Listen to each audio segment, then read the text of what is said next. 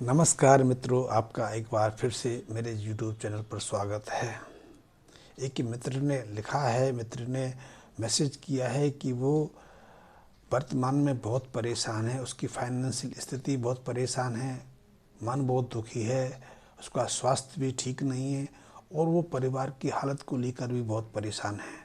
तो मित्र, आपकी जन्म कुंडली के जो 6वां स्थान है उसमें बृहस्पति विराजमान है। 6वें स्थान पर बृहस्पति आकर नीच हो जाते हैं, क्योंकि 6वां जो स्थान है हमारी जन्म कुंडली का, जो 6वां घर है वो बुध और राहु का घर है, बुध और राहु का निवास है। राहु से बृहस्पति बहुत भय खाते हैं और बुध के साथ भी इनकी बनती नहीं है। ऐसे में यदि 6वें स्थान पर स्वयं राहु या शनि विराजमान हो जाएं, या आपको महादशा के रूप में शनि और राहु की दशा लग जाए, तो ऐसे में व्यक्ति का जीना, शारीरिक और मानसिक दुख बहुत झेलने पड़ते हैं। 6वें स्थान का बृहस्पति मानसिक उलझन, मानसिक कष्ट बनाए रखता है, मानसिक शांति रत्ती भर में उसको उपलब्ध नहीं करा पाता। अनायास व्यक्ति कई तरह की यातनाओं से, कई तरह की मानसिक पीड़ाओं से घिरा रहता है। कई बार देखा गया है कि 6वें स्थान पर जब बृहस्पति विराजमान होते हैं तो शनि और राहु की दशा के अंतर्गत उन्हें 16 से 32 साल के अंदर अंदर या तो पेट संबंधी बीमारियां परेशान करती रहती हैं, पेट में लीवर आ जाता है, पेट का इन्फेक्शन आ जाता है, और फिर उसके बाद यदि राहु और शनि का मेल मिल जाए, यदि 6वें स्थान पे आ जाए, या फिर आपको महादशा शुरू हो जाए शनि राहु की, तो ऐसा व्यक्ति अनायास शराब का सेवन करने लगता है। पुत्र आज्ञा नहीं मानते। वैसे 6वें स्थान का जो बृहस्पति है वो जातक के ननिहाल पक्ष को भी कमज़ोर करता है।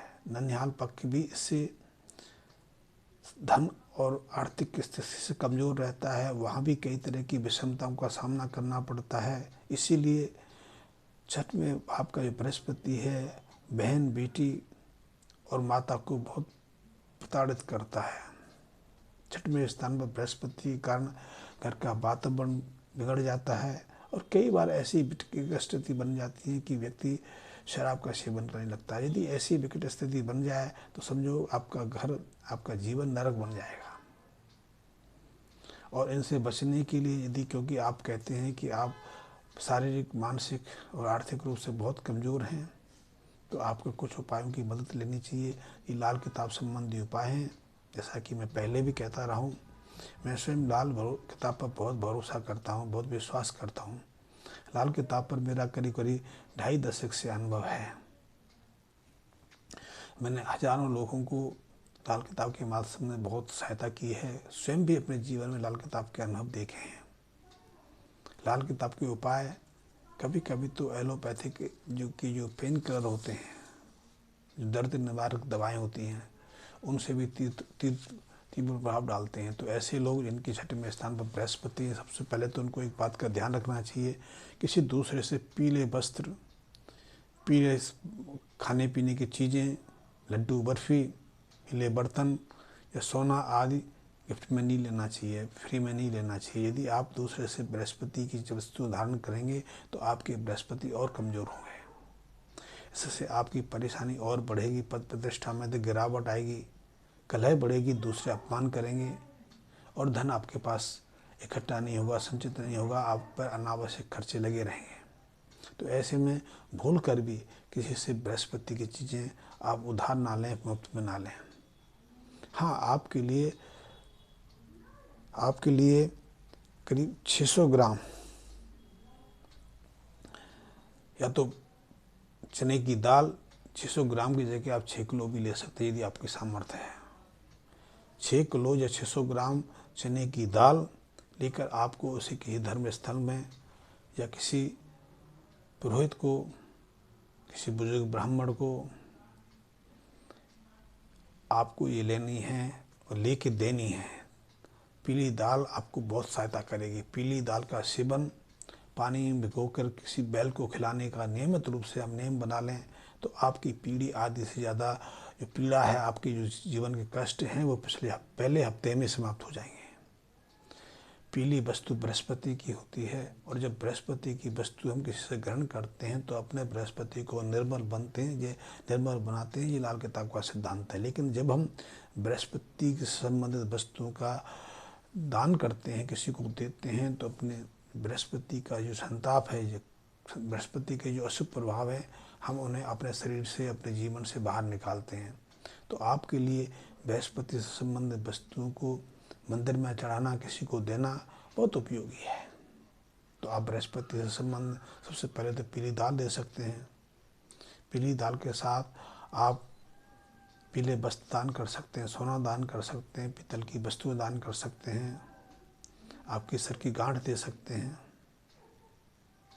और ये सामर्थ्य आपकी है कि आप कितना दे सकते हैं। वैसे शुरुआत में यदि आज से, यदि मेरी बात सुन रहे हो आप, तो आज से, कल से हर बृहस्पतिवार को 43 बृहस्पतिवार तक निरंतर आपको 600 या 6 किलोग्राम चने की दाल किसी ब्राह्मण को, किसी धर्म स्थल में देना बहुत आवश्यक है। आप किसी वृद्ध व्यक्ति को या वृद्ध ब्राह्मण को, पुजारी को या पुरोहित को पीले वस्त्रों का दान दें। और पीले वस्त्र देने जा रहे हैं तो या तो आप पीतल के बर्तन साथ में ले लें, यदि सामर्थ्य है आपकी तो थोड़ा बहुत सोना भी इनको दे दें। किसी ब्राह्मण लड़की के कन्यादान में भी आप मदद करें। यदि ब्राह्मण की कोई पुत्री आपके आसपास नहीं है, तो कोई भी जो सदग्रस्त है, जो सहज साधारण जिंदगी जीता है, मिलनसार है, लोक सेवा में लगा हुआ है, हर एक व्यक्ति की सेवा में संलग्न रहता है, तो ऐसी की लड़की की शादी में आप अवश्य मदद करें, कन्यादान अवश्य करें। कन्यादान का जो पुण्य व्यक्ति को मिलता है, उसका वर्णन हम सहजता से नहीं कर सकते। पहले तो हमारे प्रचलन था कि हमारे पड़ोस में, हमारे गांव में, हमारे आसपास जब भी किसी लड़की की मदद, शादी होती थी तो पूरा गांव उसमें मुख्य भूमिका निभाता था। अब तो ये प्रचलन समाप्त हो गया। अब तो हम स्वार्थी हो गए।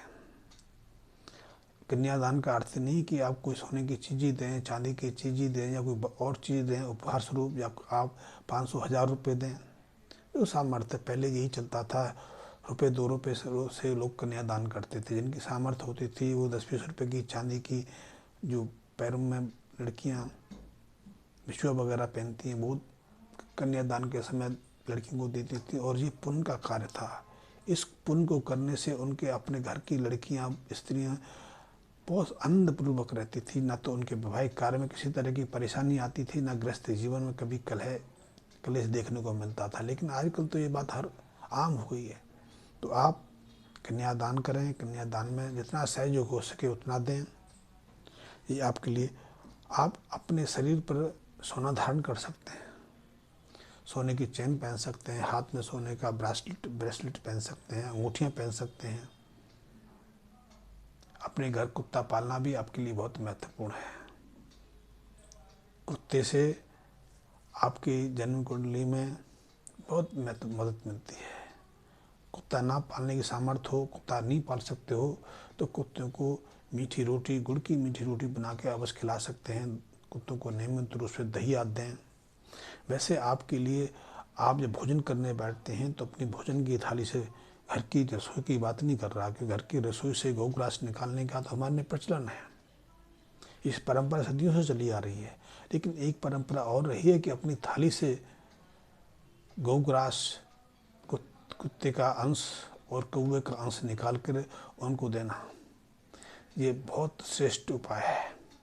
इससे हम शारीरिक, मानसिक और आर्थिक पीड़ा से मुक्ति पा लेते हैं। आप इस उपाय को करके देखिए। बहुत अनुपम उपाय है, बहुत महत्वपूर्ण उपाय है। इसके अलावा आप चाहें तो एक तांबे के पात्र में शुद्ध शहद भरकर आप अपने शयन कक्ष में स्थापित कर सकते हैं। ये उपाय भी बृहस्पति की जो अशुभ प्रभावों से मुक्ति कराने में बहुत महत्वपूर्ण है। तो आप ये छोटे से उपाय करके देखिए। निश्चित रूप से आपको 1.5 से 2 महीने में काफ़ी हद तक संतुष्टि का बोध होने लगेगा। आपको कई तरह की शारीरिक, मानसिक पीड़ाओं से मुक्ति मिल जाएगी।